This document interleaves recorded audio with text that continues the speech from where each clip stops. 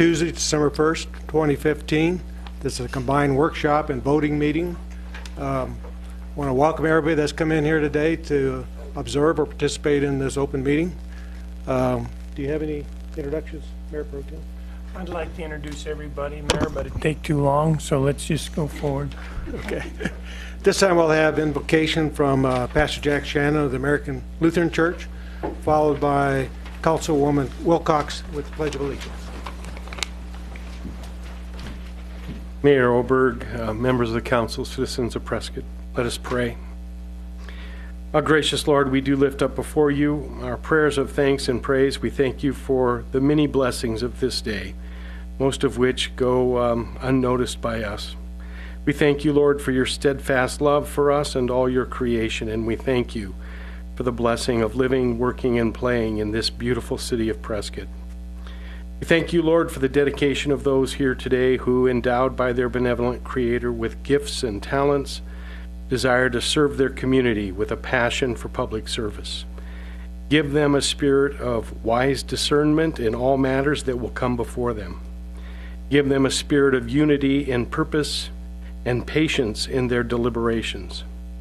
And may the thoughts and words shared today be covered with your spirit of humility and love, and the actions taken today advance your holy will and purpose for our community and all of our citizens. To you be given all honor and glory now and forever.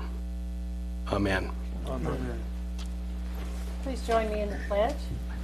I pledge allegiance to the flag of the United States of America and to the republic for which it stands, one nation under God, indivisible, with liberty and justice for all.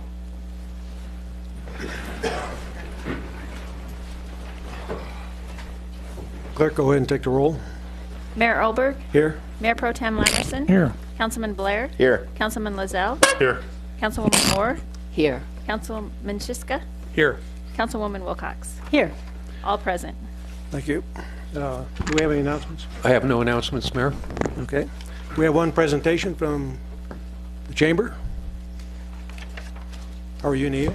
I am good. Good to see all the new faces. Good afternoon. I'm Neil, and I'm the membership director for the Prescott Chamber. Tonight, there is a preview of the courthouse lighting from 5 to 6, so definitely step outside after the meeting and you'll see the lights. Then Saturday at 1 o'clock, we start the annual parade, and then be sure to stick around for the 61st annual Christmas courthouse lighting. And the musical program begins at 5, and we light the lights at 6. For more details, visit our website, prescott.org. The Prescott Chamber continues to grow with these new members: Bill's Grill, Fresca Cafe, Gadget Dock, On Cue Financial, Pack 4 Enterprises, Prescott Yellow Cab, Rosebud Beauty Company, Sculpture by Foss, and Sun Mechanical Contracting. Thank you. Okay, thanks, Neil. We'll go to the consent agenda. Consent agenda, item 1A, approval of city contract number 2016-103, a vendor concession agreement with MoFun LLC for boat rental services at Watson and Goldwater. And that's the consent of the consent agenda. Do I have a motion on the consent agenda? Mayor, I move to approve consent agenda items 1A. Second. Do I have a motion and a second? Vote, please. Passes unanimously. Okay, we'll be going to item 2, regular agenda A. Item 2A, approval of a contract with GeoHex Limited for aerial imaging and digital terrain mapping in an amount not to exceed $68,000. City contract number 2016-111, water, wastewater, streets, and open space funds.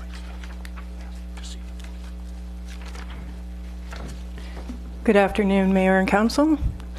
My name is Kat Moody. I am the city's GIS coordinator. GIS stands for Geographic Information Systems. And this contract is for acquisition of aerials, and I'm going to give you just a very brief history of aerial acquisition here at the city so you can put it in the context of what we've done before.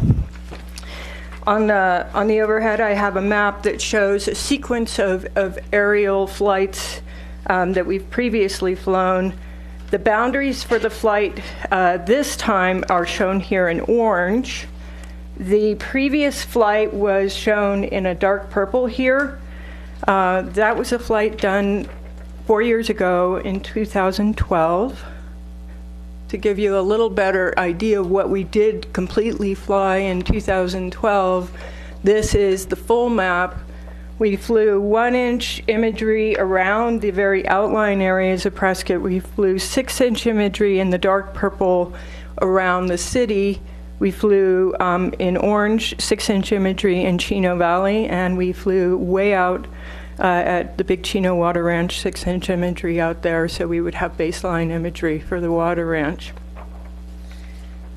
Previously, we've done flights in 2008 and 2004, so right now we're on a 4-year cycle for our imagery, and 2008 is shown in green. That area was more limited than what we're proposing to fly now, and 2008 was a larger area, but it was only a 1.5-foot resolution. The contract we're considering today is for 4-inch imagery, and we have been flying 6-inch imagery for the last 2 flights. So 4-inch imagery will get us better resolution. The imagery is used by all city departments: fire, police, public works, utilities, parks and rec, legal. Even library uses it sometimes for their book drop locations and things like that. So it is used throughout the city extensively. We are proposing to do limited areas of contour generation. This map on screen shows these areas called out with an orange, a dark orange color. Those are areas where terrain has changed significantly because of development, or is anticipated to change significantly because of development that's about to come in. And so these are areas where we need to update our contour base in order to have accurate terrain information for future projects. And the funding, as stated in the item, is split between water, wastewater, and streets. There's a 20% out of water fund, 20% out of wastewater, and 60% out of streets. And the ground control is being done by a local survey firm. Brandon Van Horn is the surveyor for that. And then the flight is being done by Valley Air out of Glendale. The project management is through GFX, and they are out of North Carolina. They're doing the project management and coordination. And with that, I will turn it over to you all for questions. Jean, go ahead. Thanks, Kat. Is there any coordination with and cost sharing with the county and or the tribe on these flights? Not on this flight. In the past, in the 2008 flight, we actually went together with Prescott Valley to do that flight.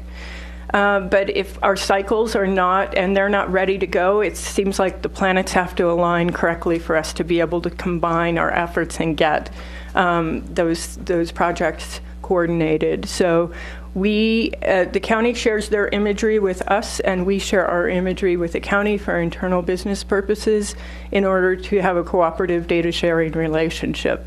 But there is no cost sharing. The previous flight in 2012 did receive some county floodplain monies, because one of the impetus for the flight at that time and the heavy contour work we did in 2012 was for floodplain studies through towns, Granite Creek floodplain and the various other creek networks in town.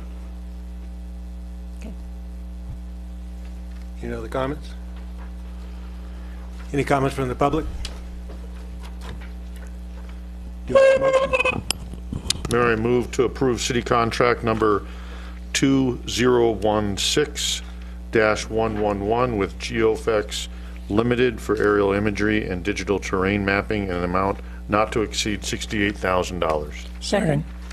Okay, I have a motion second. Vote, please.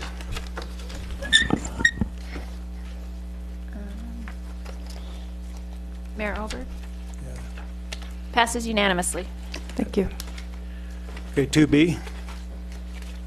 Item B, approval of a professional services agreement with the Aaron's Company LLC in the amount of $42,000 for lobbying services through November 30th, 2016. City contract number 2016-104, various funds. Thank you. Greg? No. When she's done with the presentation. Oh, I'm sorry. Thank you, Mayor and Council. Just a brief presentation, if that's okay. The item before you today is for a contract which would have a term of December 1st today, 2015 through November 30th, 2016. So an annual contract that would not have to be renewed after that year expired for lobbying services through the Aaron's Company LLC. You may be wondering why would this be before you today, but as you're likely all aware, we are expecting quite a hefty legislative session ahead of us, with many of the items being central to concerns that the City of Prescott in the past has listed as very high priorities, and which have been raised as high priorities throughout the recent election and then into further discussions as the new council has been seated. One of those is a prospective bill that the City of Prescott would likely be submitting through Representative Noel Campbell regarding increased regulation for group homes. That has been a very high priority for the city since 2013, before 2013, but really raised profile since 2013. Obviously, we were very fortunate to have Representative Campbell run a bill last year. That bill passed the House but ran into some trouble at the Senate. As you're probably also well aware, the recovery industry, many of the individuals in the recovery industry throughout the state are opposed to any increased regulation or standards of group homes, and the representative groups of the recovery industry do have on retainer lobbyists that actively are in Phoenix talking to legislators from across the state. So when we're running a bill, that is a much more complicated process that requires legitimate lobbying services, feet on the ground in Phoenix in order to reach a variety of legislators across the state. Because as I say often, and you will hear me say regularly throughout the session, while it is valuable that our voices are heard through the City Council to our legislators in District 1, in order to get a bill through the Senate, you need 16 votes. It still has to go over to the House. You got to get it through the House. You need 31 votes, and then you need the governor to either sign, let it pass without signature, or not veto a bill. And so our efforts when we're running a bill have to be much broader than just making sure that we have support from 3 votes from our district, but from across the state. We also are expecting to have legislation submitted this session, not through the City of Prescott, but through efforts that have been ongoing for the last 18 to 24 months regarding public safety pension reform, which will have significant, hopefully positive impact in the future for cities, towns, counties, and fire districts across the state of Arizona, as well as the sheriff's office and police departments.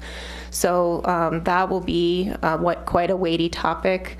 And although I will still maintain my connections with the League of Cities and Towns, and they are very valuable in building coalitions and making sure that we're represented 91 cities and towns with one voice, and bringing pressure on issues that are important that we oppose, for example, impacts to charter cities or state shared revenue or local revenue sources, especially with that bill that we would be running. This is an opportunity, if the council so desires, to put few more eggs in our basket and a little bit more ammunition under our belt to try to assure that moves forward to the governor's desk and actually gets passed this year.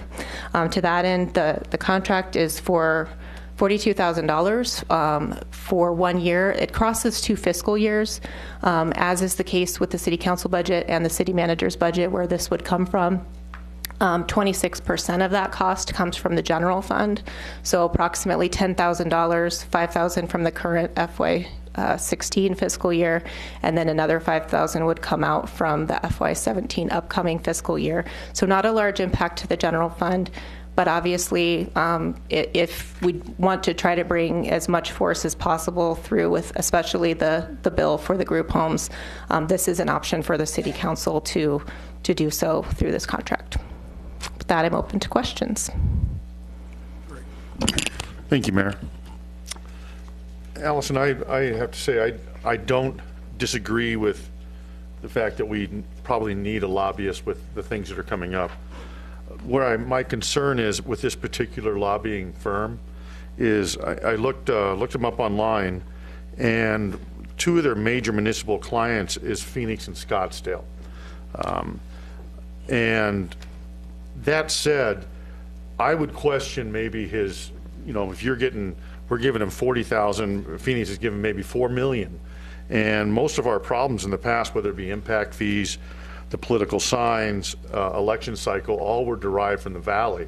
And I'm concerned about his loyalty his firm, if they would put our concerns over their major clients' concerns. That's where I stand on this. Sure, Councilman Lozelle, City Council members, I can appreciate that concern. I did contact multiple references, and a number of their clients are actually quite small. Greenlee County, actually the Superintendent's Association, our Yavapai County School Superintendent is represented in that. Scottsdale has a small contract. They have a governmental relations office with staff members, but the City of Phoenix has no less than 8 to 10 lobbying service contracts. So the Aaron's company is representing a factor within part of the legislative issues that the City of Phoenix is addressing.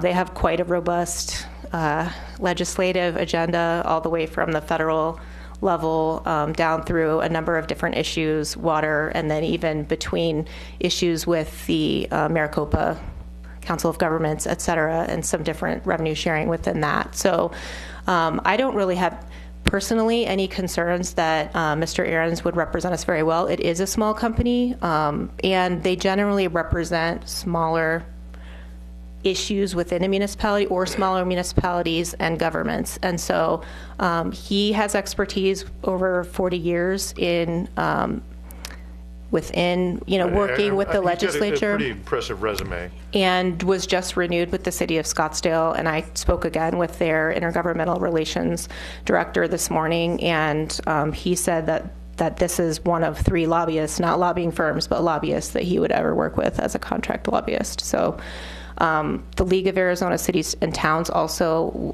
very much felt that it would be a good fit for a smaller city, and that he's constantly on duty. He does have a couple of staff members who I've already talked to several times.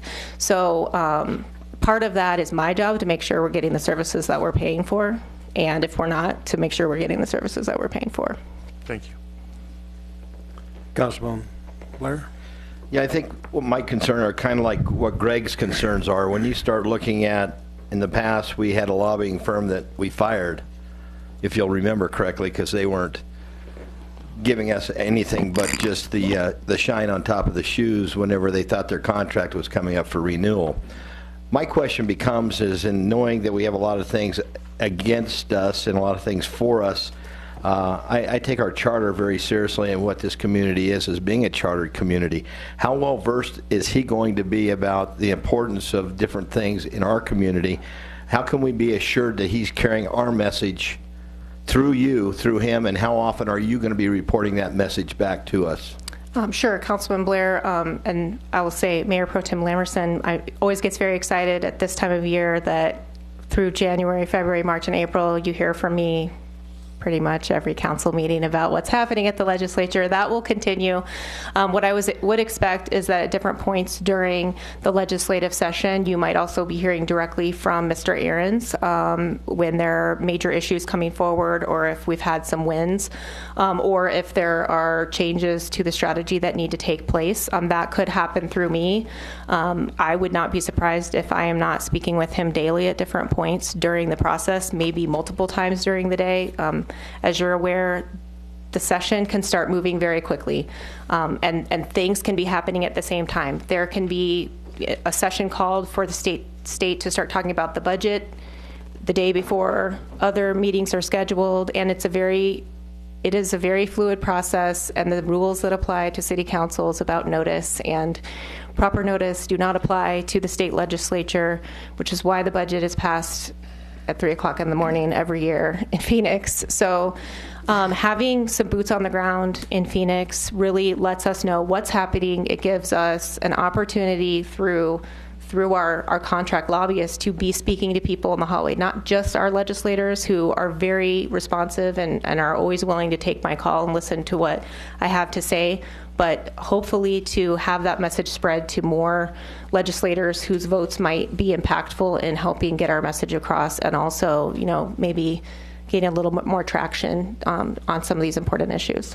I would hope that through you and through him as well, that the feedback comes back to us as a council, that maybe it would be good that some of us show up for these important votes or these important sessions. I'm more than willing to go, and I'm sure people on this council are as well, when it comes to tax reform and it comes to talking about certain things that affected this city, taking away revenues from this community. I'd be very interested in.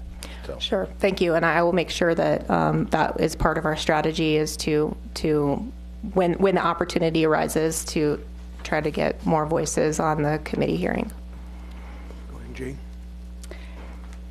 Well, I too have concerns about potential conflicts of interest, because there's nothing in the contract that addresses how it would be handled when the lobbyist we hire may also be representing another entity that has an interest which is adverse to ours. Although we can cancel the contract with some notice, that leaves us without a lobbyist. So you and I talked at length yesterday about this, and I wonder if you could explain to the rest of the council how a lobbyist who has inherent conflicts of interest all over the place handles those situations. Sure, thank you, Councilwoman Wilcox. Obviously, the game of lobbying is, as you pointed out, has inherent conflicts. The successful lobbyists, individuals, and firms in Phoenix and throughout the country represent a wide variety of different issues, and that can vary from year to year. In some cases, you might have the same lobbyist at the same committee hearing speaking, putting their, I am speaking on behalf of the interest group, and from their perspective, we have these concerns with the bill. When the pro people speak up, that same lobbyist may come forward and they always will state, I am speaking on behalf of X group, and based on, the concerns of this interest group, this is why we think the bill should pass, etc. So that has happened with Mr. Ahrens before. He's been in this business for 40 years. That has happened to clients that I talked to before. He has always given them a heads up, and that's part of the strategy. If there's a bill, it probably wouldn't be a group home bill, but it might be something like if there was a bill brought forward to eliminate bed tax. The Lodging Association might say that's a great idea, we shouldn't have bed tax. They probably wouldn't, but they might. And so what would probably happen is that I would go down and represent the city of Prescott on that. I think it is unlikely to happen based on the client list that the Ahrens company has, but I do not have concerns that I wouldn't be aware that might be happening, and that we wouldn't be working out how to make sure that conflict did not negatively impact the city of Prescott. I was given an example of when that happened with the city of Scottsdale. It was all very upfront. During conversation about the proposal with Mr. Ahrens, he did share that he does train a lot of lobbyists. I mean, he's been in the business a long time. And so he's very careful to make sure that he does not have clients that would likely be in opposition, because that would probably not bode well for his business in the future. And he's a fairly pragmatic person who likes to get things done. It makes his job more difficult if he has conflicts of interest.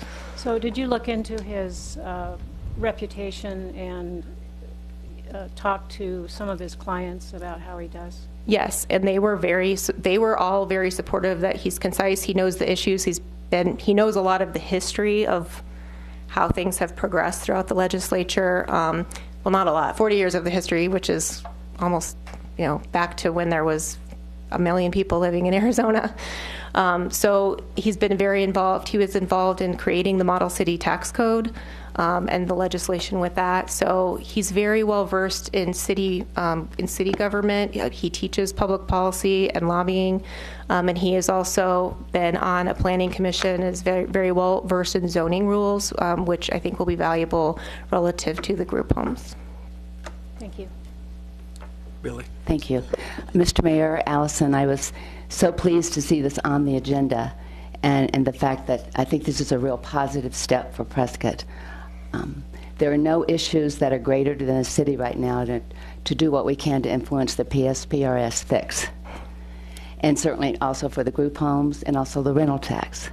So there are issues facing us that will be dealt with in the legislature, and we certainly need boots on the ground. I've had some dealings in past jobs that I've had with lobbyists, and what's key in a lobbyist is influence. It sounds to me that Mr. Ahrens has a lot of influence among legislators, knowledge. He has great knowledge about municipality government, and also integrity. I've had the opportunity, I called a couple of legislators that have worked with him prior, current and prior legislators, and they said he is absolutely one of the best, great integrity. And so I'm very pleased to see this and to read his resume and to look at his client list. I really don't see where there would be a conflict. And so I think it's a great step for our city. And the fact that it's minimal cost to the general fund. I think that's excellent. Thank you. Councilman Chiska. Allison, how are you? I'm doing well. How are you? Nice to see you. How is this going to affect our effort to influence legislation on group homes? Well, the way that legislation is made in Phoenix is generally not in committee. That is what we see on TV, but a lot of the decisions and minds get made up in the hallways, at luncheons, at things that are hosted by many different influential and financially viable special interest groups. And so having a lobbyist on the ground that's in Phoenix, in the halls of the Senate and the House on a daily basis, and is able to make those contexts, mention why this is important, why it's not a negative, why it's not overregulation, why, how the committee process worked with the ad hoc committee and how consensus was built through that process with a variety of stakeholders, and to know the personalities, the background, and the history of the different legislators and how they voted on different things and what types of information will resonate with them.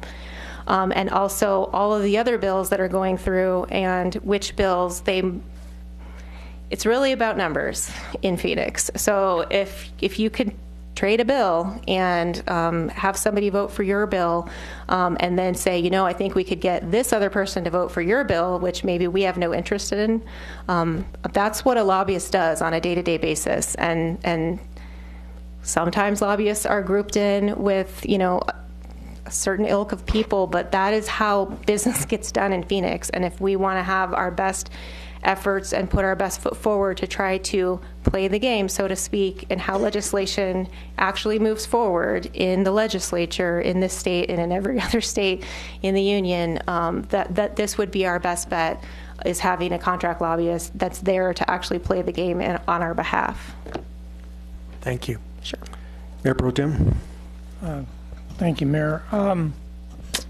Allison, when is the legislature in session in a normal calendar year? The legislative calendar for 2016, the first day of session will be January 11th. Okay, and then I guess my question is why we don't go from January to January. That'd be number one. Then number two, I don't see any sort of deliverable product in the contract. What I see is a lot of stuff, okay? And I'm not trying to diminish the thought process. I think that we should probably get, the only thing I see deliverable is what we pay out. I see that we're going to pay X amount of dollars every period. And I think we should be getting the deliverable product in the same time. In other words, I would like to see a report as to, particularly right now of interest to the city, is PSPRS and alcohol and drug rehabilitation and the proliferation of and what's going on with regards to state regulatory efforts to deal with the influx here in the city of Prescott on these two issues. So I don't think it's a burden to get a report every 30 days. That's number one. Number two, I also, while I was reading through this, and I understand you're sort of the arm of manager, you're out of my reach, okay? You're umbrellaed by the charter. I would have a tendency to think that I would, because the managers who I'm going to hold accountable, if we don't get what we're looking for, and I just, it's the manager, it's the attorney, it's the city clerk, and the city magistrate who we, the 7 council members, have contact with. Now, I appreciate your reports. I do. You do a lot of work, as do all of our public servants that work for the city. But here again, in the contract, we don't see the city manager's name hung on this thing anywhere, when indeed he's the one who's accountable to the city council. So I'm just sharing that with you. Thank you. Thank you. Did you have some questions or just thought there was a question? There is a question, why isn't the city manager's name hung on here instead of hers? Mayor Pro Tem, if the council would like to change the contract to report through the city manager, that is doable. In all likelihood, he will likely delegate that responsibility to me. So I'm comfortable either way. And I understand that, but the contract needs to have some ownership. So that would be my preference. Billy? Mr. Mayor, I'm not certain about this. May I make a motion? I was going to go to the public first. Oh, thank you. Yeah. Is there any more comments from the council here? Yeah, I would agree with Jim as well. I think that when it comes right down to it, lobbyists for this community is a huge deal. And if something happens, I think the city manager, it's up to him to delegate the reporting and the person that he wants to see oversee the state legislature as well as the lobbyist, but I believe his name should be on the contract as well. Okay. Any public comments? Come on up.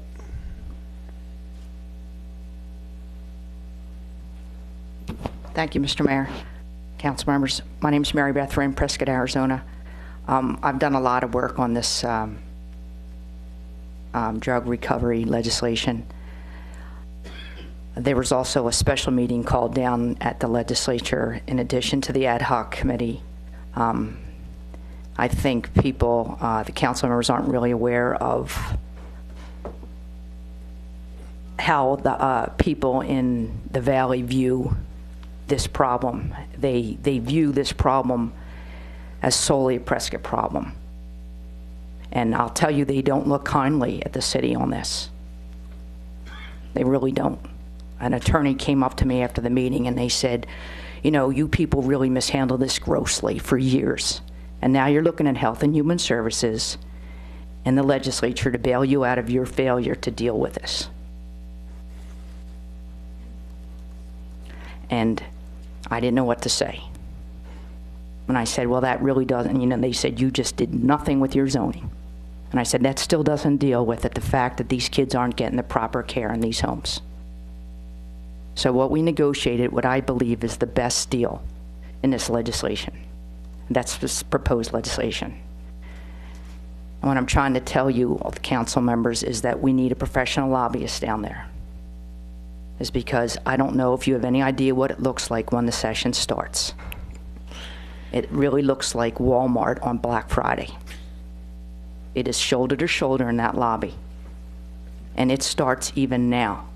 It's not January the 11th. Barry Aarons, I have the honor and privilege to see him work. There is no one better than him. He knows these legislators personally. He knows how they work. He knows how they think. He knows what our problems are. He knows that the problems in the recovery industry are the problems that also that Scottsdale faces. I know he will represent us well. So I ask you to really please vote for him on this. Thank you. No, I don't think I heard anybody up here say we objected to it. What we heard up here, Mary Beth, is that there needs to be some leadership, not just by city council, but by city management. And this contract represents the whole community. The whole community is led by two parts of government, city council and city manager. That's the point I'm making. Okay, I mean, Mr. Aarons has no problem answering, and I think the way the contract is written is that it is easier for him to deal with Ms. Selms as far as, and he has no problem reporting anyone. He's a very transparent person, and his reputation is second to none down there. He's the person who has been down there longer than any lobbyist, and Bill, yours correct. His reputation is second to none on how he deals with people and his integrity and his reputation down there. I think the city will be well served. Thank you. Thank you. Anybody else? Come on up. My name is Jerry Smith-Fanara at 405 Park Avenue, and I've lived in Prescott longer than Steve Blair's been alive. I've been living here since the 40s, and the reason I ran down here today was because I saw this was up. I'm a member of the largest foundation for AIDS in the world, and we do malaria and everything else, and it's out of Seattle. But I want to tell you that since 1964, I have been lobbying at the legislature, and I never charged for one thing. And as far as I'm concerned, when I saw Mr. Aaron's name come up, you folks need to know, and I know Mr. Oldberg knows, and I know Ms. Wilcox knows, but we are a joke all over the United States over the rehab centers. And I have meetings in San Francisco every month and up in Seattle, on the West Coast, back in Chicago, et cetera, et cetera. Prescott is a joke, and the Quad City area is a joke for the way it's been handled. And I do know of some of the meetings that were handled in the fall. We had one representative that didn't even bother with any of the meetings, and they're elected from our district. We had a state senator from our district that did not even bother to attend the meetings. And I've known all of you forever, and Jim and I are close friends, and I was in a family for 47 years. And I just want to say, Mr. Aarons is known all over the country, not only for his openness, but for his lack of conflict of interest. And we have got to really do something. Prescott is a joke. We have been a joke for years with the way we've handled this rehab thing. We're known everywhere. I was at a meeting 3.5 weeks ago. We drove home so we could see the new council take office. And we are known for people that have sat on our butts and have allowed this thing to get out of hand. And we are not. I heard Gene Wilcox say something last week about everybody's hometown. Well, I coined the word everybody's hometown. It has been mine since 1982. And I can tell you, it's been years since we've been everybody's hometown. There's been a lot of abuse to Prescott. We are not known as a city that we used to be. We used to be a welcoming city instead of a city where, when you read letters to the editor, you have very negative things about people because of their beliefs that may be different. And I'm telling you, Mr. Aarons will make a difference in our future reputation here, because we've lost it because of a lot of good old boy stuff and good old girl stuff here. Billy, you're right about everything, and I appreciate what you had to say. And I hope, Steve, you get involved in this too. We do need Mr. Aarons. Mr. Aarons will make a difference in our lives, and we do need somebody down there. It is true that everybody at the legislature, everything's done behind closed doors, at luncheons, at dinners, out at the resorts, et cetera, et cetera. Everybody that knows what goes on at the legislature knows it isn't in the front of the room. It's in the back of the halls. So please do something for Prescott for a change, because we really need it. And Mr. Oldberg, I'm very proud that you've come in, because I think that you have the heart of Prescott. Oh, thank you. Anyone else? May I respond? Or, is that okay? Jerry? Oh, I'm sorry. I'm pretty deaf. No, I just wanted to say I attended all four, as I know Mayor Oberg did too, of the ad hoc. And I was quite pleased to see how Prescott was represented in those 4 ad hoc sessions. And all of our representatives were there. Representative Campbell, Representative Fan, and Steve Pierce was there for all of those. So I was very pleased. I think we're on the way to getting this thing fixed. And so I just wanted to say I think you would have been pleased had you been at those sessions. I was having surgery in Seattle at the time, could not be there, watched it and called legislators during the whole period. But I'm telling you, just attending the ad hoc meetings and just being a representative from this district at the ad hoc meetings, if you aren't in there pushing for some changes and help, it doesn't make any difference. Absolutely. These things cannot be done at a local level. They cannot be done at a local level. And I don't think we're ever going to get it done at the state level because everybody says make it local. But you have to have a little teeth in what's going on. So for right now, I think Mr. Ahrens will really make a big difference. And I've watched him, I thought, 45 years instead of 40. But I do know, I don't agree with a third of what he represents. But on the other hand, I agree with 100% of his ethics and moral standards. Thank you. Thank you. Tom? Thomas Slayback, 715 East Goodwin Street, Mayor, City Council. Mr. Lozelle, you had a very valid point that you brought up, and actually I thought the same when I first read of who the other clients were that he represented. I think there might be a very simple solution to this so that we can retain him as the lobbyist, and that would be to insert a clause in the contract that would state that when there are disagreements, conflicts of interest between his various clients, that he would then step outside and not represent any of them in his lobbying efforts. I hope you would kind of give that a consideration. Thank you. Tom, I appreciate that input, but then we kind of lose out of what we're paying him for. I mean, if we could find... It could be in conflict issues, and I'm not sure how many that would be. I think it would be a very small number. Thanks, Tom. Anybody else? I have one person. Yeah, come on up. Hi, Mr. Mayor, council members. My name is Jill Martin. My husband and I have only lived here for about 7 months, but I would like to let you know that I am here as a result of my son's death in one of these recovery homes in California.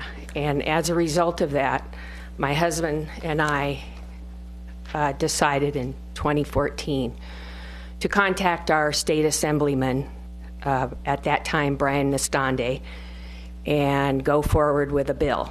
And it was AB 2491. We went forward, it passed the House, but it was put in a suspense file and it died in the Senate. So I am here to say that I wholeheartedly believe that hiring a lobbyist in this matter will do wonders. If we had a lobbyist back when we were trying to get our bill passed, I believe it would have gone through. So, thank you. Thank you. Anyone else? Mr. Mayor, councilmen and women, my name is Happy Oasis. I live in the Granite Dells just outside of the city of Prescott. I'm here because my home burnt down on March 16th, 2014. I had rented to a couple. They had subleased to the Solution House, which one of them owns. The Solution House is kind of infamous, as you might know, as perhaps the least responsible. One of them has a lot of management issues, let's say, at that particular group home. And I'm here because, having observed what happened at the ad hoc committee meetings in Phoenix, it seems to me that, as it sounds like you're going in this direction, that there are two parties here and they're opposed, like two football teams. One team already has a lobbyist. and the other one is considering that today. So if you want to play ball and have a chance of progressing seriously, then that would be my suggestion. Thank you. Thank you. Happy. Anybody else? Step forward.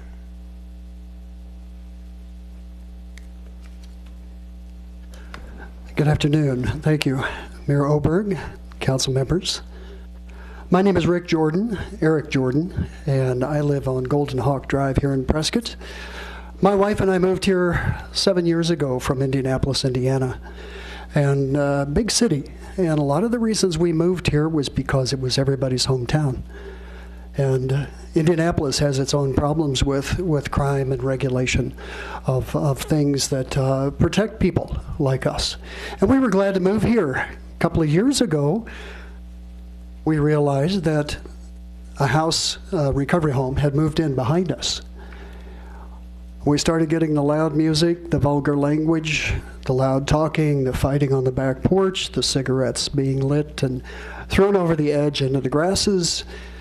And we're going, this is not what we moved here for. We moved into a nice neighborhood. It's hard to get a lot of our neighbors involved because they don't think this can happen to them. They're sitting back laughing, saying that, well, good luck with that.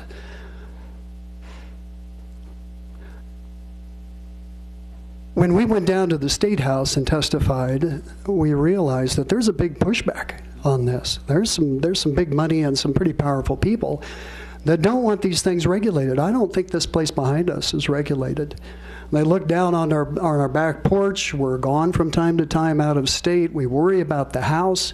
We hide it every time we have suitcases outside because we don't know, what's on their minds, what new guys have moved in. All these homes have their own personalities, and some are louder and more raucous than the others. And this has been very upsetting for us, and it was very illustrative that we went down to the State House and saw some of the voices that don't really want to see a lot of regulation.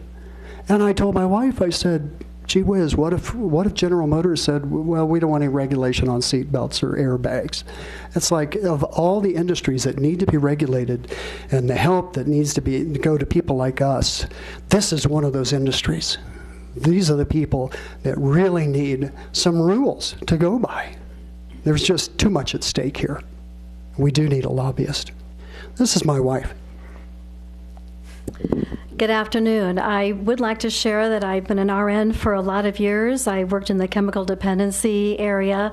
I know how hard it is for people to make decisions to enter these programs, how hard it is for them to work the program and then to try to sustain it. I think we owe it to them to look at some kind of comprehensive exit plans, some kind of registration in the city, some kind of licensing. There are some good homes in this city that can be good examples. Yes, I know it does cut into the profit margin for these homes, but having had friends, family, and coworkers who have gone through some of these programs, I feel like we owe it to them to have some kind of a regulation as well. And thank you for the opportunity to speak today. Thank you.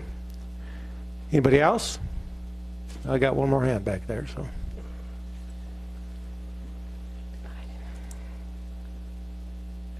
Good afternoon, Mayor. Good afternoon. Council members.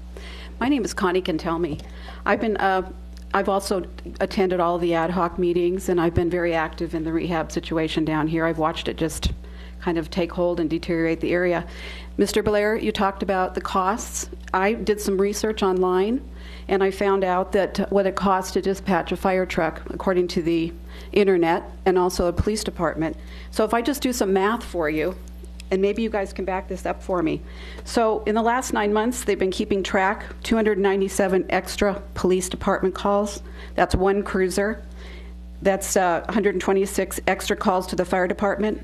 So if you take the cost of the 297 extra calls to the police department, they average $300 a call. Okay, that's $89,100. Usually they send two cruisers. That's $178,200.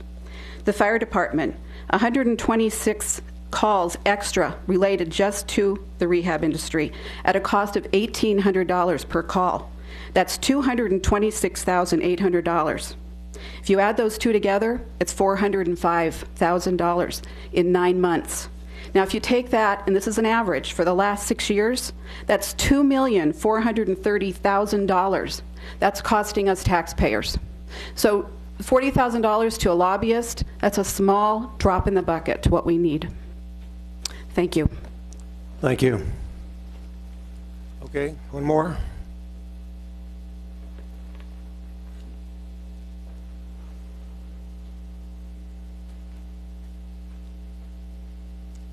Council members and Mayor Oberg, my name is Lauren Newington. I live at 140 North Pleasant in downtown Prescott. I moved here in 2012 to everybody's hometown.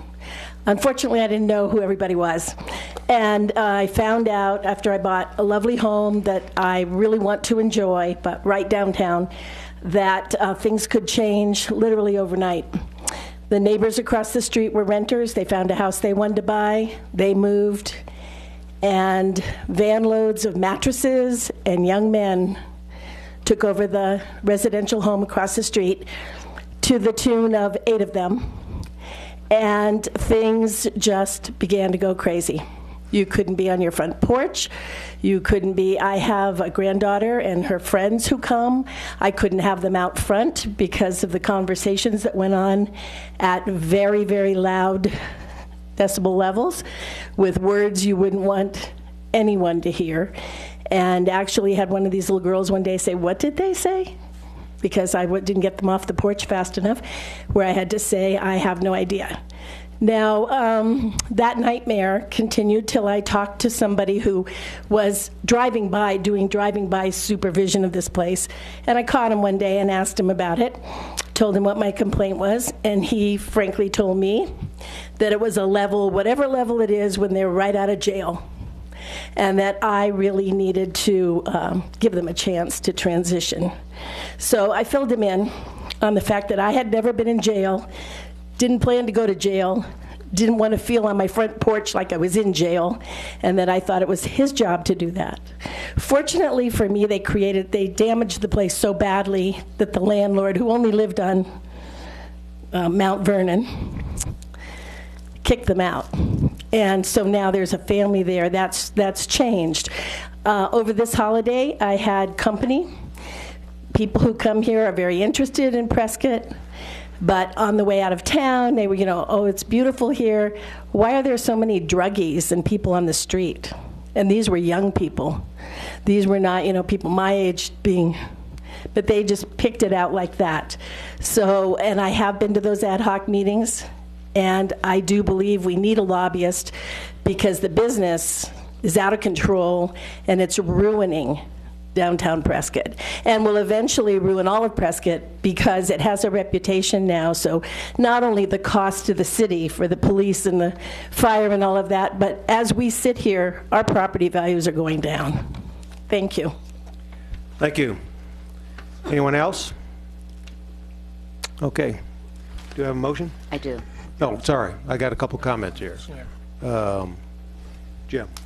All right, here again, I don't think I've heard anybody up here say we don't need a lobbyist. I didn't hear that at all. I think this is an important enough issue that the contract needs to remove the word deputy. This needs to be city manager. This is a city manager, city council form of government, not a deputy city manager, city council form of government. And while I realize, Allison, you do a very good job on behalf of your boss, he's still your boss. And I would prefer to see this say city manager. Wherever it says deputy, this issue needs to have ownership taken not only by this council, but by the city manager that leads city staff. Mayor and Council, could I comment, please? Yes. Certainly no objection. We can modify the contract very simply to indicate City of Prescott city manager or his designee. And then, excuse me, in paragraph 9, the contact would be the city manager. So that would be just fine. Thank you for that compromise statement. Greg? Thank you, Mayor. Allison, to address my previous concern and Mr. Slayback's, do you, to your knowledge, know, obviously we're talking about 1 and 2 issues here that we majorly need lobbying for, and that is the group homes and the public safety retirement system. Does this firm, do they have a client that would have an interest opposite of ours in those two?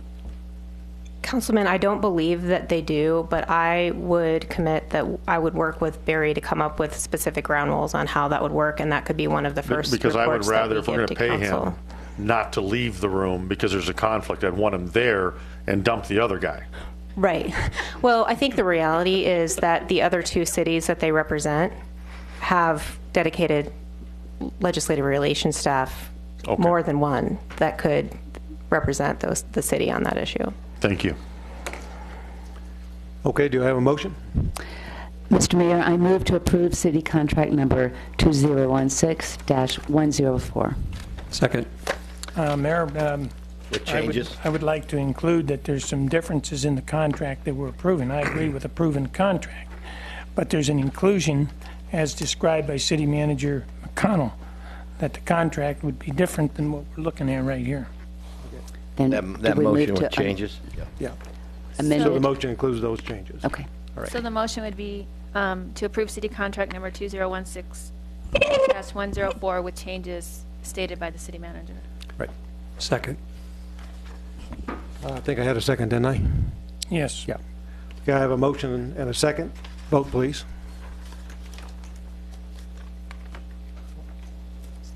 Thank you. Passes unanimously. Okay, at this point, we'll go to 3 discussion items. Item 3A, Public Works Department Capital Improvement Program Process and Fiscal Year 2015 Accomplishments. Good afternoon, Mayor and Council. Good to see you there.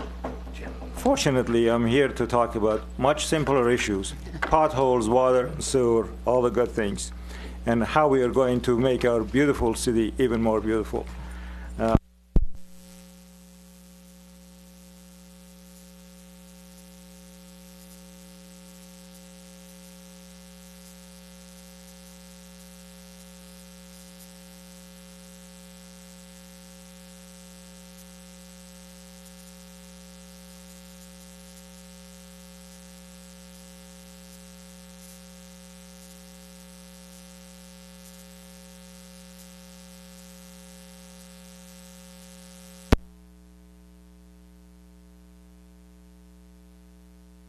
Engineering, thank you. And our engineering is made of transportation and utilities, real property, which is really real estate, inspection services, in-house design, and drainage. Oh, thank you. See, and that is headed by Mr. Charles Andrews, our city engineer. Charles, right there. Utilities, which is made of water and wastewater, is really the largest division, and I'm pleased to announce that we have a new utility manager who started today, Mr. Fred Edgecombe. He joined us from California with many years of experience in the field. So thank you for allowing us to be here and talk a little bit about our projects.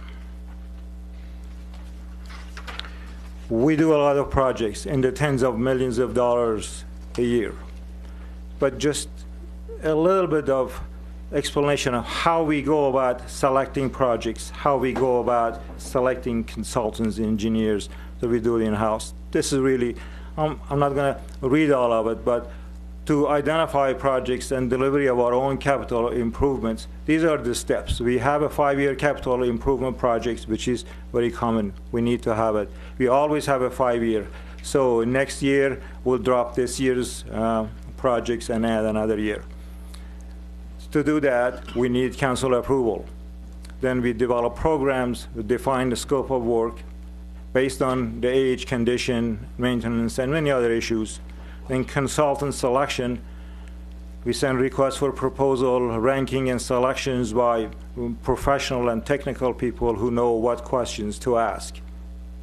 Then design contract, scope, fee, schedule, design, development. Of course, the contract needs to be approved by you, the council and mayor. And then construction contract, when we come to you for your approval to go ahead and award the bid. And construction phase, and post-design services.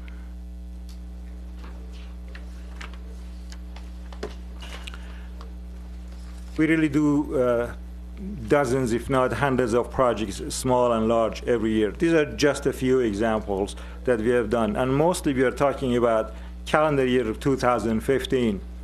Zone 27 tank pump station and piping, very complicated projects. It was completed in 2015, just a bit short of $6 million. Chino tank repiping, about $231,000. Small water mains. And we have a lot of water mains in the city that they're not really in the right size. They should have never been built this way, but when things were built 80 or 90, 100 years ago, were different. Now we are trying to do that group at a time, and we have a very good, aggressive program for that to provide the best services that we can.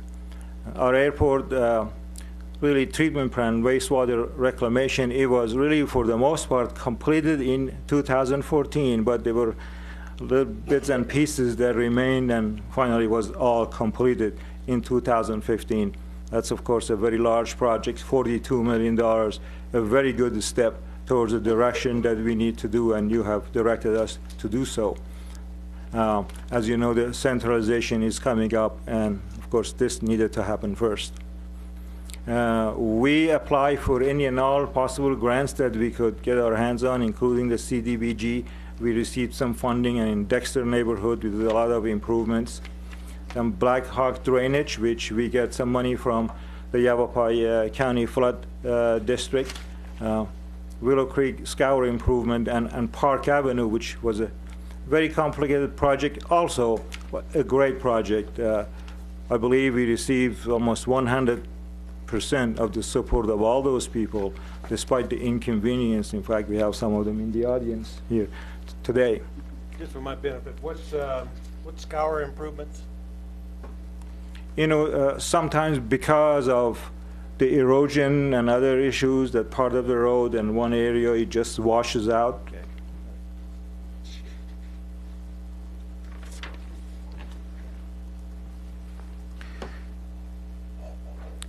Real property services and leases. Mr. Mayor, if I remember correctly, at our orientation, you asked a question, have we renegotiated or we renegotiated some of the leasing we have at the airport?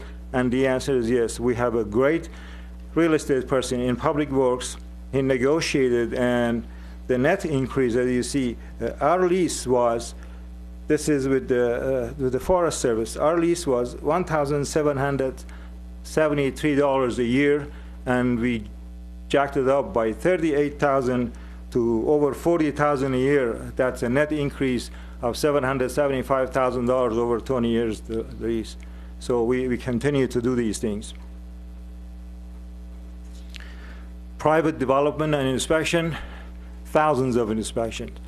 Make sure that what is done by a private developer, especially if we are going to take over the utility system, the road system, everything, it's done according to our specs, and it is something that we shouldn't worry about it for a long time. I know Councilman Blair, for good reasons, brings up sometimes we have come before the council and asked for approval to fix something that's only 4 or 5 years old. That should not be the case. So we make sure that we do the proper inspection possible, so we don't have to worry about it for the next 25 years, 30 years. That's how long they should last. And of course, our own capital improvement program that we have thousands of inspections, make sure that we do it right, we satisfy all the customers. Again, we wouldn't worry about it for many years to come.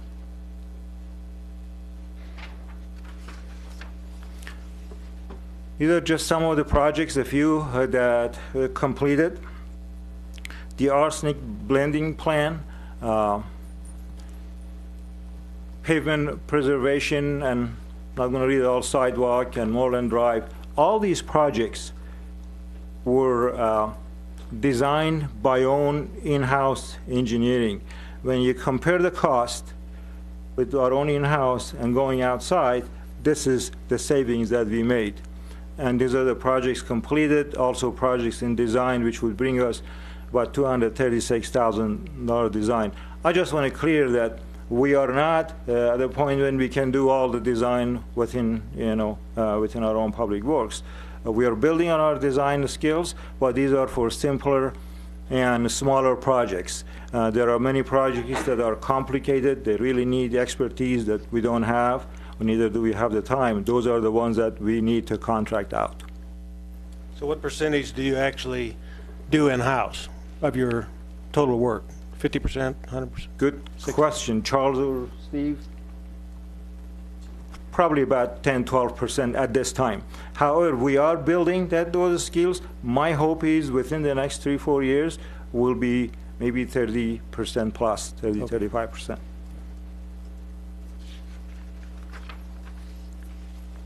Henry? Yes, sir. Just a question. Would that 35% that you're hoping for be coming out of the private sector? Would we be taken away from other people doing the work so that we would have more city employees, or would the city employees be doing more work? One of the things I'm proud of our city employees, that they do as much work in a day that somebody can do. So if we do more, that means additional people, not many.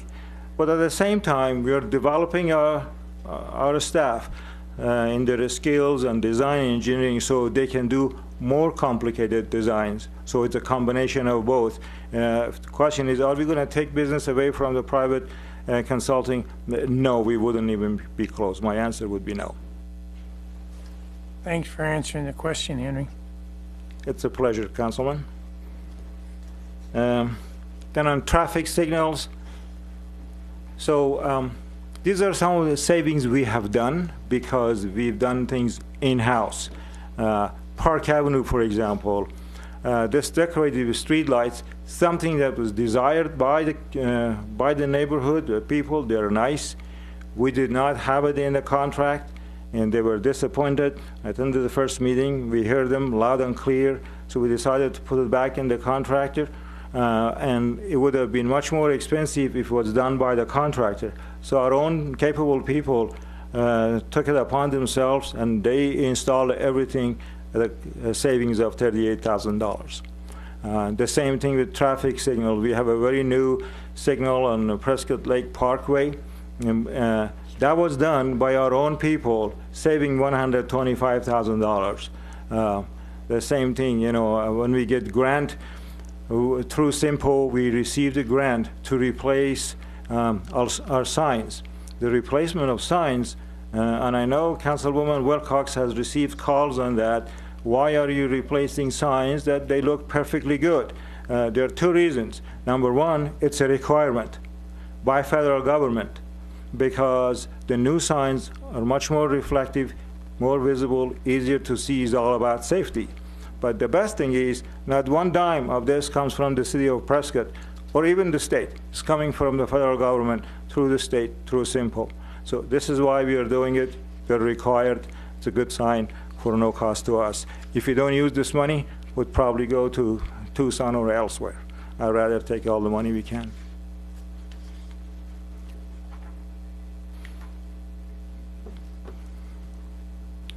Our utilities, water and wastewater, these are some of the projects that they have supported. The arsenic blending plan, that's the latest we did in the last few months. Because we had some arsenic issues in our wells, we had actually this filtration system that we're leasing at a cost of $770,000 per year. We've been paying this for a very long time. So we did reworking our piping. So instead of water going directly from the wells to the customers, we brought them all to one source. We have a big 5 million gallon tank. It's blending, and because of this blending, the arsenic level went considerably down, far from the limits. So we no longer need to spend the $770,000 a year for better water and easier and more efficient system.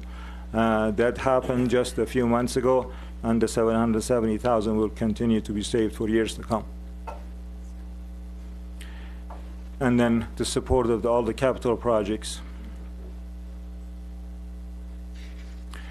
The APS rebate program, we worked with them in our wastewater. Basically, we made some minor changes that would help our efficiency, but it will also help APS at the same time. So they gave us a rebate of $70,000 for wastewater. It's not there, but we did the same thing for our water, and we received $29,500 rebate to do something that would help us be more efficient, but also helped APS. So we received between the two of them about $100,000 of rebate.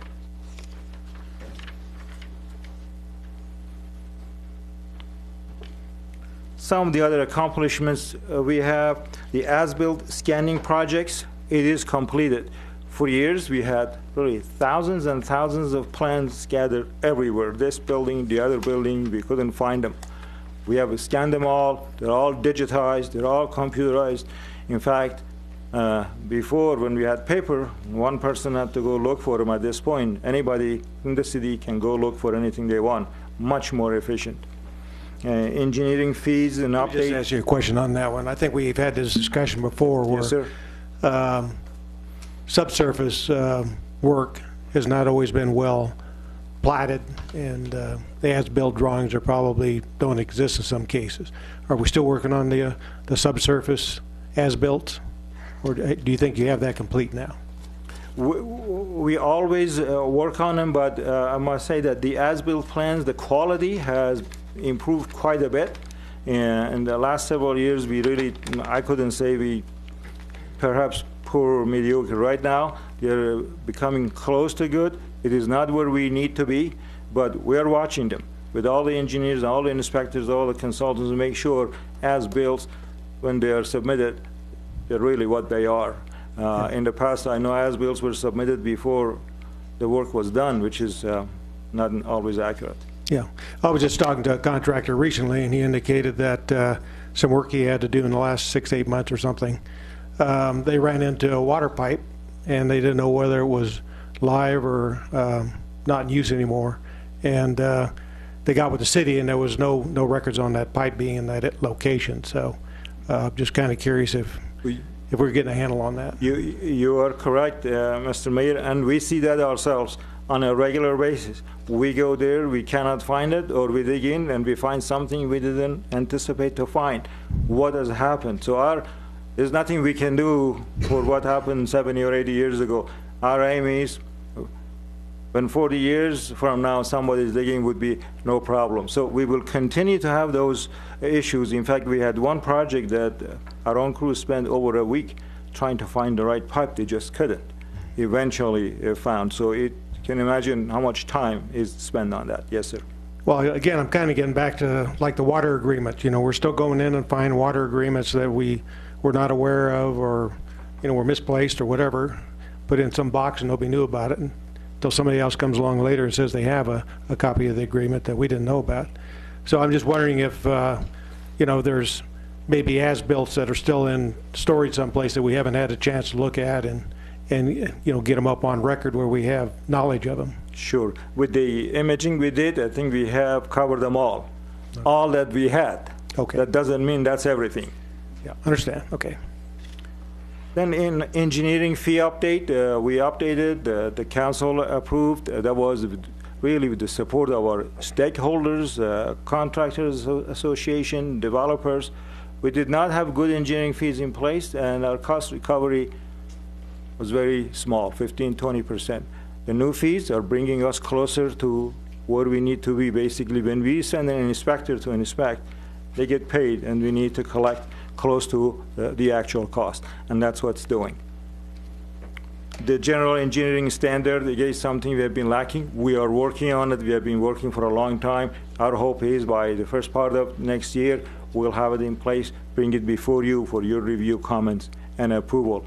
Again, it wouldn't work unless we work with all the stakeholders, all the partners, and that is what we are doing. It's not that Public Works just doing along. We work with developers, contractors association, vendors, contractors. Everybody is part of it. So when we come to you, hopefully we all come to you together. And improve customer service. Again, that is our philosophy. I know it is your philosophy. When customers come to us, we always want to find solutions. Sometimes they come with a plan may not be workable, but we're not going to say no. Also, this is one solution, this is another solution. Give them options. Options are always good. And 95% of the time, they are appreciative. They say, I didn't think about this, but thank you very much. That is what we are all about. The permit center we established here in City Hall, again in 2015. A lot of people, city manager, of course, HR, with community development, with the fire department. This is as close as we can with the system we have to bring us to a one-stop process. They used to come to City Hall, have to come back to Public Works, they need to go to fire, community development. Right now, they come to City Hall 95% of the time. That's all they need to do. Then we internally reroute things. We have very qualified Public Works staff housed here in City Hall. They review, they answer questions. If they have questions for community development, they're all right there and ask. And amazing number of compliments we have received because of that. And then we also have that's it. Then the track is software, and basically we want to track all the inspectors and all the time to make sure we become more efficient. And the Lucidity software, really for our maintenance and preventative maintenance program, make sure that we reduce the big risks that may happen, the major issues, we see them and resolve them before it really happens, and then plan for the future. Again, customer service and efficiency and philosophy really is our motto. I'm here with our division managers. We'll be happy to answer any questions you may have, and thank you for your time. Any questions, comments? Okay, thank you. Yes, Henry, could you describe the Lucidity? Is that where you're able to look at underground? What is that when you talk? Lucidity is really a maintenance program. Okay.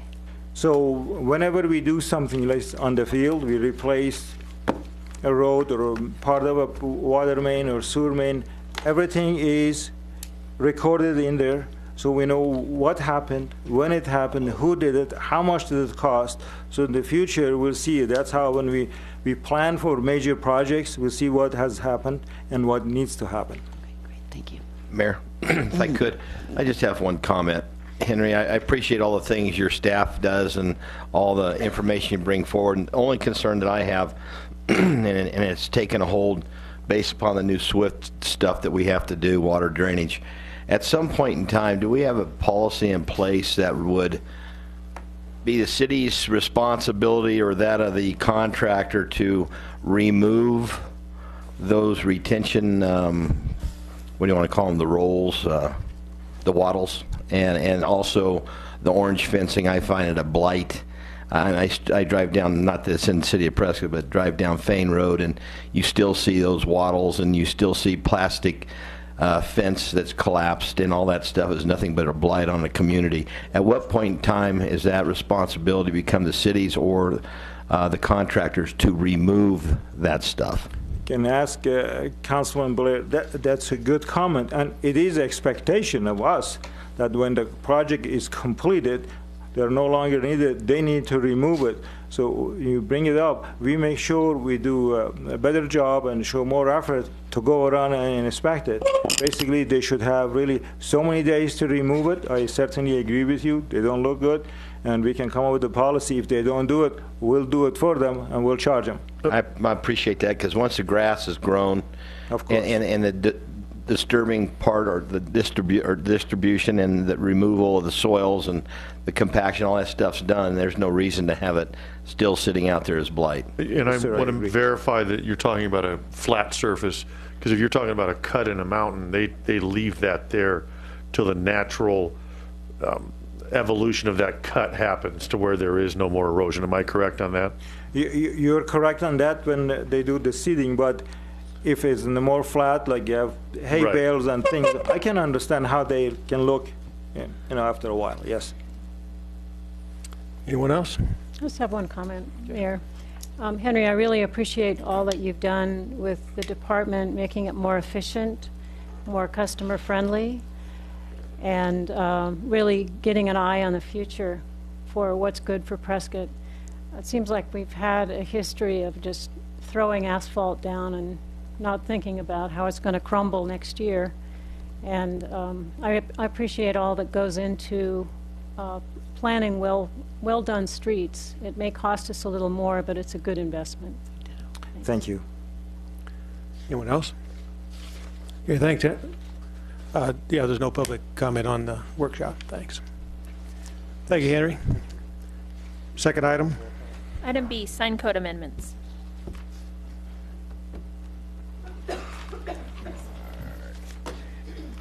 Good afternoon, Mayor and Council. We're going to go over again. This presentation was done a few months ago for the prior council. To sort of paraphrase one of the TV networks, if you haven't seen it, it's not a rerun. So just to be clear, before we talk about, some suggestions for how to comply with this Reed versus Gilbert case, I want to make clear that the bulk of this discussion in terms of getting direction from the council is about right-of-ways, temporary right-of-way signs. We're not talking zoning code or land development code changes at this point. That's sort of a part 2 or phase 2.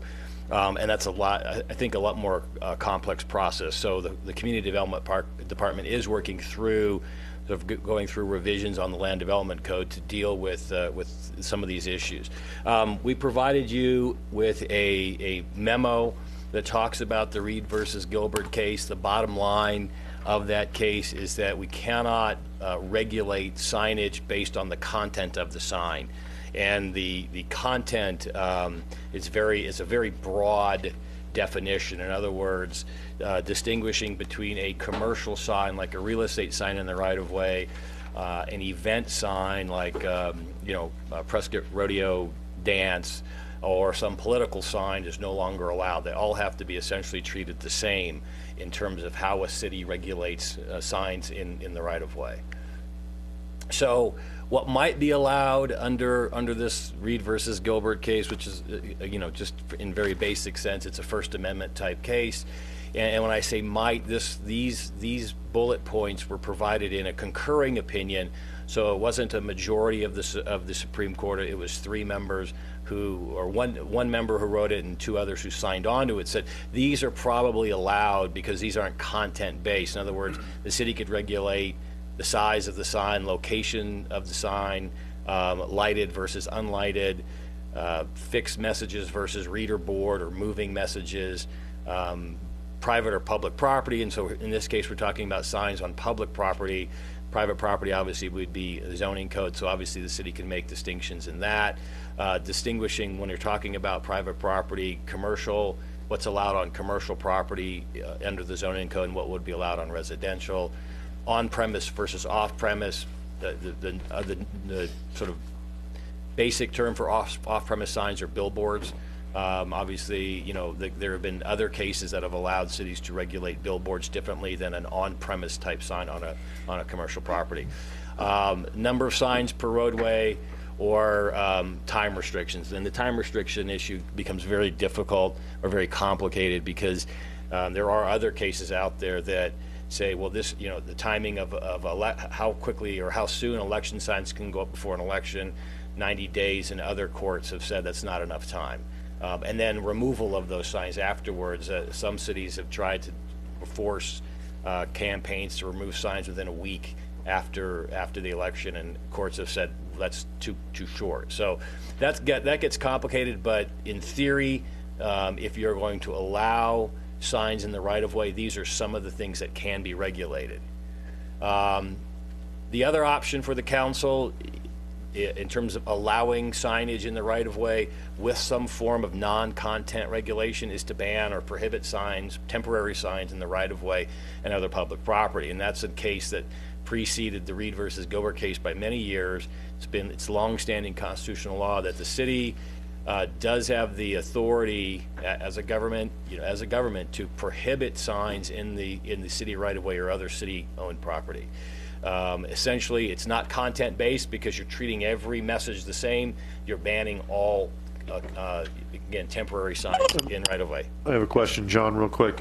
On this particular option, most of the signs I'm going to bring up are in the right-of-way, and they are on some sort of fixture like a light post or telephone pole. And I'm not talking about no parking. Charlotte Hall, anything that would advertise. I'm thinking Emory Riddle. Okay. They had those things coming out.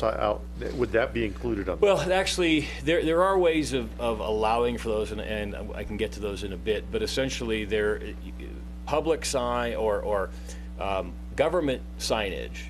In other words, if the city has a program to have city, banners on city streetlights, like we see downtown, downtown Prescott, we have city banners, and we have a city banner program.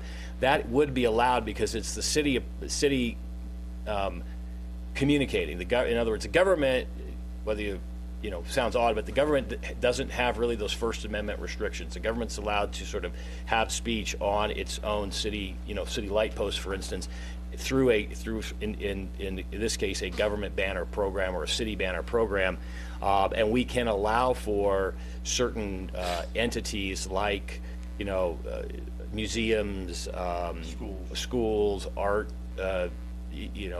artistic displays, plays, or city parks, or those kinds of things. The city can communicate those by way of a city banner type program without running afoul of Reed. There's some technical issues we'd have to make sure we go through in terms of having a very sort of a program that would sort of open up for certain types of organizations or events without, not, for instance, commercial advertising like Budweiser banners or something like that. So, but there's a whole process we'd have to go through if we proceed forward with that program. And the city could, whether it's city staff doing it or city hiring a contractor to actually manage the program, that's also allowable because the contractor is sort of acting as an agent for the city in that event. So, as we go through, if the council direction to bring forward essentially a ban or a prohibition on city right-of-way signs, these are some of the changes that we would make. Essentially, these are the code amendments or types of code amendments you would see. The all caps language would be the proposed new language. The strikeout obviously is the existing language we would remove. So essentially, this the interesting thing about the city code is that there is a ban on signs in the right-of-way. There is an outright already saying, temporary signs are not allowed in the right-of-way. And then there's this, I'm sorry? Sandwich signs? Any sign. In other words, here's the thing that the city code does. It says there are no temporary signs allowed in the right-of-way, except, and then it goes through all of these exceptions, and the saying, the exception swallows the rule, this is a good example of that. There really aren't, when you have a rule, then you have all these exceptions that basically make the rule meaningless. That's really what our code is in terms of whether you want to allow, temporary type signs in rights of way. And when we talk about temporary signs, you can imagine it, political signs, event signs, real estate signs, garage sale signs on the box with the rock in it. Those are the kinds of things that the city has the right to ban for a lot of reasons, for under its police powers, for aesthetic purposes, for appearance purposes, for distraction purposes. Signs oftentimes block driveways or visibility or affect ADA and accessibility because if they crowd crowd the sidewalk. And a good one are those sandwich board type signs, those A-frame type signs. If you allow those on a sidewalk, the issue's going to have to be, do they affect the ability for people to have accessibility on that sidewalk, especially if they're protected by ADA, because we have to have certain minimum widths. So, those are the kinds of things we would have to look at as we go forward. Again, there's all kinds of, and I'll go through this sort of quickly because these are pretty particular. But right now, we allow for in certain instances, certain situations, we allow for benches or tables or chairs or even umbrellas on city sidewalks adjacent, say, to a restaurant or to some sort of establishment. They need right-of-way permits, and it's a process you have to go through. In the same sense, if you're going to ban temporary signs in the right-of-way, then the umbrella or the chair or the bench you would not be allowed to put any kind of advertising on it like Campari or whatever it is. What about bus benches? Bus benches are another issue. We'll get to that in a sec. So there is a possibility, depending on what the council wants to do, to allow for those sandwich board type signs or A-frame signs. And this is just one sort of suggestion or one sort of option, is you could allow for those sandwich type signs within the downtown Prescott area and limit it to only a certain geographic area. A couple of reasons for that is the sidewalks downtown to be a little wider than some other locations, so you don't have the accessibility issue. Obviously, they would have a certain restriction or limitation on the height and the width and the size and all that. And the other thing is a sandwich board or those A-frame type signs tend to be pedestrian oriented. In other words, they're sort of real localized signs in front of a business, for instance, versus if you put one of those type of signs out on a major arterial, it really just sort of, you just buzz by it and nobody sees it. So there's sort of a planning aspect to this too. But we're not limiting content on those signs. No, in other words, we could say, hey, or you could say, the city could say, we're going to allow for one sandwich board sign with these, no bigger than these dimensions, can't be lit, can't have moving parts, can't have a reader board to it. One in front of every face, every business location, one sign per business location, as long as it meets that size criteria and all those other non-content-based regulations. So if it's a real estate office, if it's a bar, restaurant, if it's a retail store, if it's a political committee that has a storefront, you'd be able, or a church, the Salvation Army, you would be able, under this concept, to put out one sandwich board type or A-frame type sign in front of that establishment. So if somebody came to a business owner and said, I'd like to use your A-frame to put my political sign on, they could do that? They could, as long as the business owner would agree to that. And again, that would be the issue. You could, if it's the message is, let's say it's one of those chalkboard type signs, and one day they write, beer is good for your eyesight because it makes you see double. You could, or the next day they could write, vote for so-and-so, or so yeah, we couldn't regulate the content of that. We would allow for that sign. Again, if you want to allow for that kind of signage, there are ways of doing it where it's not content-based. It's geographically limited, say in this instance. It'd be regulated by size and shape and materials, those kinds of things, but we can't regulate the message on the sign. Or the nature of the sign. In other words, the church gets the same signage right as the bar, as the retailer, as the political committee or campaign that has a storefront. The challenge is in this kind of situation, we've got some locations downtown that, the Bradford building, for instance, has many, many businesses. Well, they would have to figure out amongst themselves who gets the sign, what's the message, those kinds of things. But each outlet in that building would not be allowed its own separate sign. In other words, one sign for the building. We would, delete. These are all these are, as you can see, the exceptions to the rule, which essentially, in most cases, ultimately swallows the rule. So these are things we would have to do. Bus benches, Councilman Blair. Right now, we do allow for bus benches operating or by a bus operator.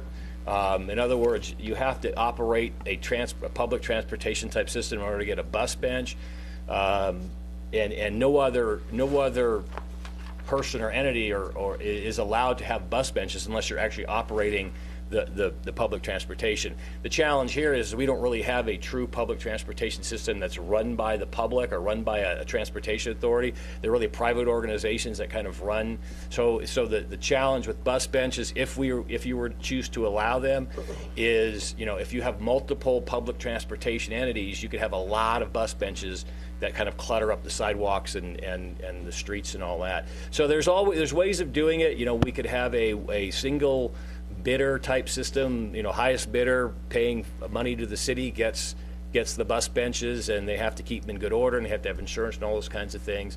Only located at a designated bus stop, and that's all would be done via the transportation division or streets division of Public Works. Maintaining in a good condition, and then obviously violated. Then there'd be some limitations. You can see the first bullet point. And again, these are just sort of ideas and suggestions to sort of think about. But we could limit the size of the bench, limit the sign in terms of what what it can do, what it can't do. So it would, this would sort of ultimately just result in kind of a typical looking bus bench. Now, obviously, if you go down to the valley, for instance, most bus stops have the sort of glass partition things, and they have little mini billboards in them. And it gets rather complicated in terms of what you allow there and what you can prohibit on those things, especially after Reed versus Gilbert. So other issues. This is the sort of proposed language for a banner type program, where it would be basically the city communicating to the public, whether it's city events or whether it's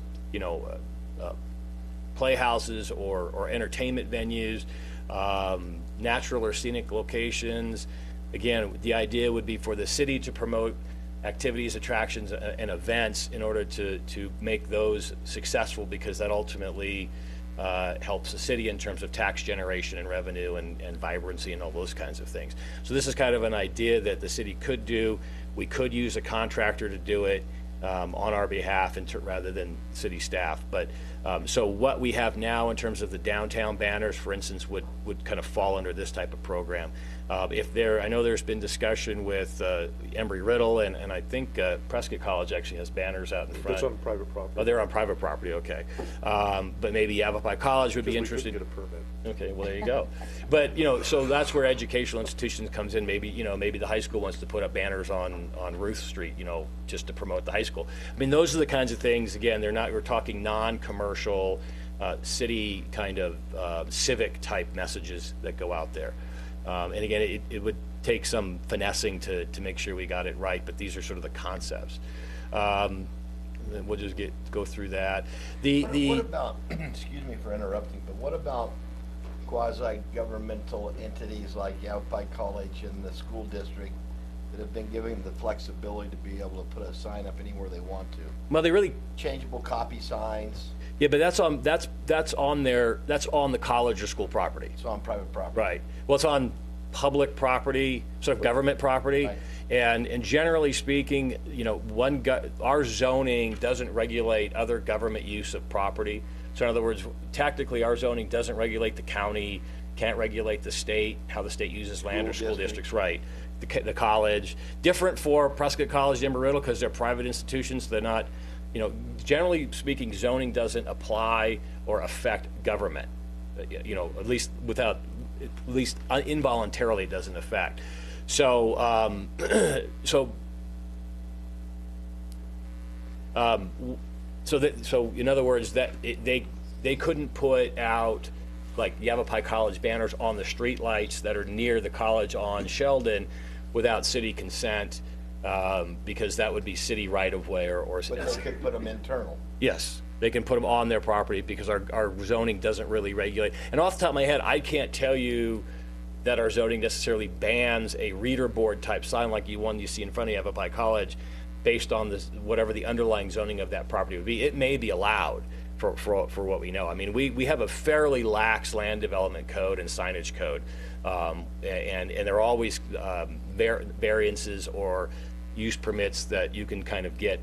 You can get exceptions to the zoning code. Happens quite often, actually. How do they regulate? In other words, if you have a neighborhood that say Taylor Hicks School, and they use those signs that stick in the air that say we're open, they're more like flags that they use at the car lots. You know what I'm saying? Mm-hmm. And they can put any kind of messages they want on them. They can do that on the right of way. They're on Campbell Street, but they're on private property. They could have a whole plethora of stuff stuffed in front of that school. There's also zoning for that as far as temporary banners on private property. Yeah. So yeah, and again, generally, the school, the high school especially, or the school district has been very good about cooperating with the city in terms of zoning issues. In other words, they go through and get their use permits for the cell towers, for instance, and hypothetically, they aren't necessarily required to do that. There's a distinction between a governmental use of property and a proprietary use of property, and our argument would be, well, if you're going to rent a government land for a billboard or government land for a cell tower, that's a business use of the property, and therefore you're subject to our zoning. But when you're talking about sort of a school sign, like, school starts Monday, or, go Badgers or whatever, those reader boards, that's more of a sort of school government function, so we can't really regulate that. At the same time, I get the impression that the schools, are very much want to be good neighbors, and so if something is real bright and light and there's houses around, I think that they would probably, they'd be able to work it out with the neighborhood. So, the only exception to that rule is if there are a bunch of sort of banner signs and they somehow block visibility of vehicles, or where cars are having a hard time seeing, then that becomes sort of a health safety issue, and we would certainly, if that becomes an issue, we'd certainly need to know that and work out, how to sort of make sure that there aren't visibility problems, because that's a more immediate issue if there is if it blocks visibility or blocks access. One of the options or opportunities, if the council decides that it wants to sort of enact a prohibition on all temporary signage in the right-of-way, is the council could at the same time give some adjustment to temporary signs on the private properties. So in other words, right now we limit fairly strictly temporary signage on private property. I'm talking mostly non-residential, so commercial and office. This would be an option for the council, that if we're going to pull all of the temporary signs out of the rights-of-way, you could then, to make up for that, allow for some additional temporary signage on private property, and this would include things like political signs or event signs, or so one of the sort of common examples is, the Circle K at Sheldon and Gurley. Well, if we pull all of those signs out of the right-of-way, this kind of concept would say, well, you can put temporary signs on the private property side. Obviously, whoever wants to put the sign up would have to get permission from the property owner, and they could help advertise, a political campaign, an event, or just do a summer beer sale. So because we can't regulate the content of those temporary signage, and we would again have permit requirements, have material requirements. We could prohibit lighting, those kinds of things, and have a sort of time limit, say for 90 days, and then they would have to be pulled down. Could there be a fee for that permit? There certainly could be, because again, it's part of the zoning code. So anytime, the permit fee would really be to cover the cost of, say, inspecting the plan, which would be probably fairly basic, and then making sure that if our inspectors go out over time, that the sign is in good working order, good condition. John, isn't that already allowed? It is, but this would actually increase the amount to 24 square feet. I think that the square footage now is probably half that, I would say, for temporary signs, and it's much more limited in terms of how many you can have throughout the year. So this would be essentially ongoing throughout the year. So it sort of expands on what we allow now in terms of the size of the sign and the amount of time your temporary signs can be up. Again, this is some of the rules you could adopt in terms of it could be attached to a building wall, freestanding. We can regulate the location, materials, and how it's attached. Again, try and keeping things in good appearance and good order. And then obviously if the failure to get a permit would allow us to demand removal of the sign, or if the sign stays past the permit date, we could demand removal of that sign as well. It seems like I read something in the packet that talked about that you're not allowed to go take a sign. Well, there are some rules that the state adopted, and this goes. You cannot remove a sign. Well, no, yes and no. There's a state law in the election statutes that talk about the city is not allowed to remove a political campaign sign within a certain time period around an election from the right-of-way. But that doesn't say we can't make them illegal and that we can't cite or send a sort of cease and desist letter and then ultimately cite. In other words, if the council bans temporary signs in the right-of-way, the state law makes it a misdemeanor for a city staff person to go and remove that sign, even though it's in violation of city code. So the process would be that, but it doesn't prevent us or prohibit us from citing that campaign for violating city code, either civilly or criminally. So, and it's going to be if this is adopted, it's going to be sort of a learning curve, I think, for campaigns, especially as we come upon national and statewide campaigns where every community is going to have some set of different rules. And I will tell you that that concept and this concept is being discussed in I talked to the folks up in Flagstaff at their city attorney's office. They're thinking about the same kind of concepts, and I think the cities that are more standalone, like Prescott and Flagstaff, are going to have different sort of set of rules than down in the valley, where you literally cross the street and you're from one jurisdiction to another. They're trying to sort of collaborate with each other. We have very distinct, borders and things. If I could add something here, I don't know who this Reed is, but he's done a heap of trouble on a lot of communities. Whatever we decide on, which I'm for, increasing the rights of somebody to use their property, their private property, but whatever we decide to do as a council, we got to think about the cause and effect, regardless of the fees that we may want to charge. But if somebody wants to put a yard sale sign out that has no idea what the laws are, and they put a yard sale out and they refuse to pay the fine, and eventually we're going to put mom and dad in jail because they didn't pay their fine on a yard sale sign. I mean, what's the eventual effect of this ordinance? Well, the practical reality is that if somebody puts a temporary sign in the right of way, like a yard sale sign, what normally happens is it's just removed, or if there's an address on it, a code enforcement person or somebody from the streets department will go to the location and say, you really aren't allowed to put in signs in the right of way that say garage sale or yard sale or estate sale. You can put them obviously on your, on front of your house or in front of your driveway or whatever.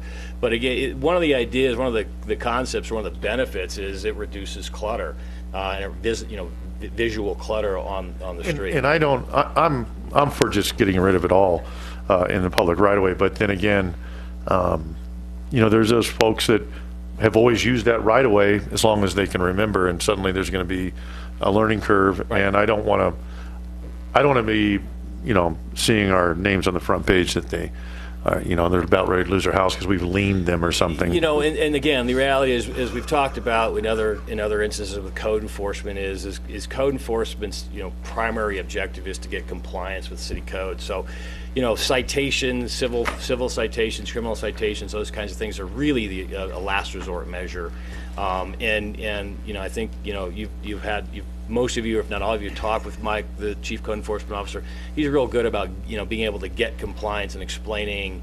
And again, there is a learning curve. So even if the council adopts an ordinance or that adjusts the right-of-way code to prohibit signs in the right-of-way, there can be sort of a delayed effective date. So you get to sort of education program out to the city, or to people in the city, to say, hey, this is going to take effect in 3 months or something. So, and then have sort of a whole communications process so people are aware of what's going on. So then again, even if somebody doesn't follow it, they're not going to get immediately cited, or usually, it's almost a warning where they're asked to remove. Does that mean satellite signs would go away as well? Satellite signs. In other words, like a good example would be White Cloud Trailer Park up off of Meadow Ridge Road on Loma Linda Lane. They have a sign on Iron Springs Road that says White Cloud Trailer Park, big sign with an arrow pointing up Meadow Ridge Road. Those would go away as well? If it's in the right-of-way, it could go away, right? Okay. If it's on private property and they have some sort of sign easement from the other property owner, and then if it's in private property, we're talking also about land development code, and that's considered a lot of times an off-premise sign, essentially a billboard, and we have pretty good restrictions about off-premise signage and billboards and things. We have very few in town. So intent would be a major driver in how we deal with these signs in the public right-of-way? Intent meaning? Well, intent from the person putting out the sign. Well, less maybe intent than recidivism. In other words, if somebody keeps putting up signs in the right-of-way and code enforcement keeps trying to get compliance and they just refuse to, you sort of escalate force or escalate the remedy through a process. If somebody's simply a scofflaw and refuses to comply, then we have that tool in the toolbox. Yeah, that's what I'm driving at. Yeah. So it seems like a good handle on where the right-of-way lines are on every street Henry laughed. Henry left. Well, you know, and again, the GIS mapping and things that are, you know, we talked about tonight should give us a fairly good idea of where, you know, where the private property stops and where the public property begins. But generally, I mean, is it down to the inch? I doubt it. You know.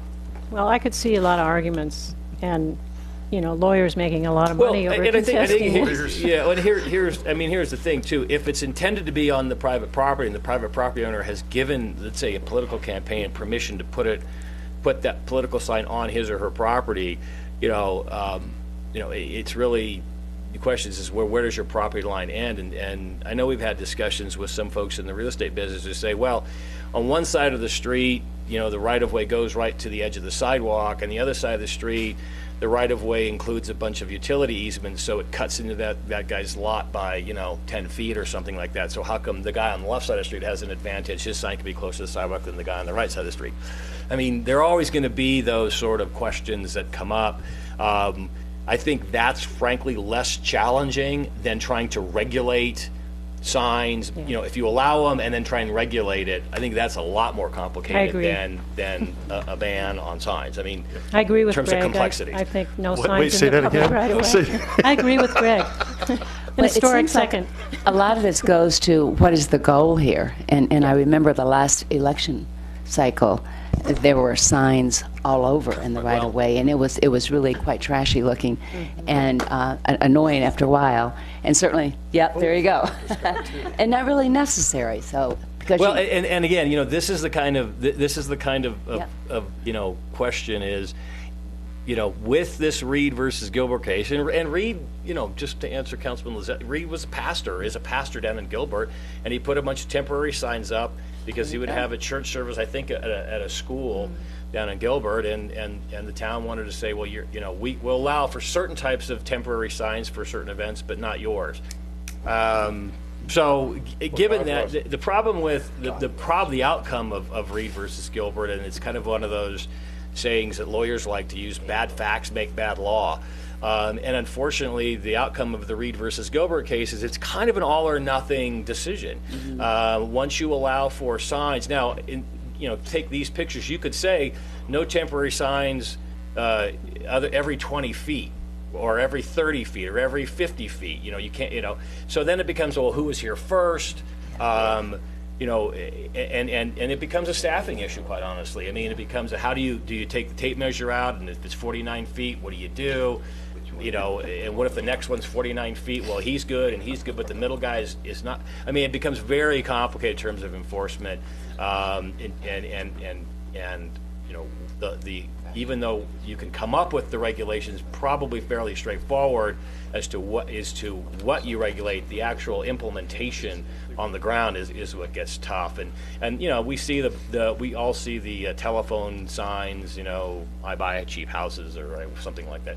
So that's the kind of thing where it's sort of, and again, I'm not lobbying or advocating, but when it really comes down to a choice of this or that.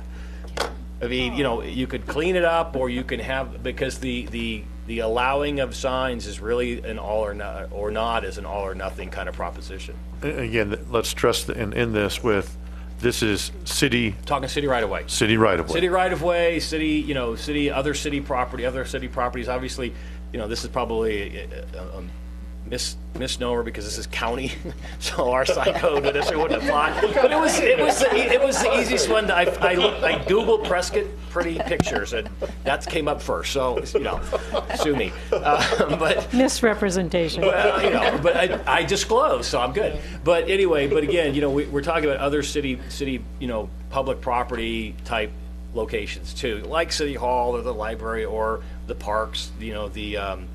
The Veterans Park up at the Veterans Memorial Park up at the Y at Gurley, and that would apply. This would apply there as well. So it's not just adjacent to sidewalks necessarily. So that's kind of the concept.